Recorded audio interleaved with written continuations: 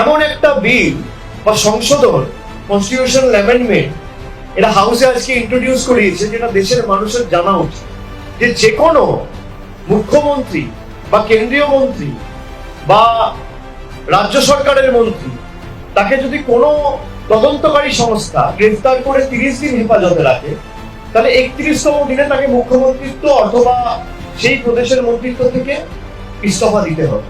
মানে আমি আমার আত্মপক্ষের সমর্থনের টাইমটুকুও পাবো না। তাহলে তো ভারতবর্ষে কোর্টের কোনো দরকার নেই। Special court, session court, high court, supreme court, এটা কার্যত বুড়ো আঙ্গুল দেখানো জুডিশিয়ারির অথরিটিকে আন্ডারমাইন করা। একটা লোককে যদি পলিটিক্যালি অ্যারেস্ট করে, তাকে তো আত্মপক্ষ সমর্থনের টাইমটুকু দিতে হবে।